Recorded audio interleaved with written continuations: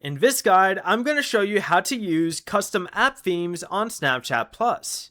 This is Miguel from JustBoz, and before we get into this guide, make sure to like the video and subscribe to the channel with all notifications on for more content like this. It really does help out the channel and we'd greatly appreciate it. If you have any questions, just ask them down in the comment section below. I'm going to be doing my best to reply to every single comment down there. Begin by opening Snapchat and tap your profile icon in the top left corner, and then tap your Snapchat Plus membership card at the top of your profile. Scroll through the options and select the custom app theme option right here, and swipe through the available themes and tap one you want to preview. Once you find one you like, tap apply theme to use it. You can also tap customize theme at the bottom to change things like your capture button and tab and badge colors. When you are finished, go back and tap apply theme to save your changes.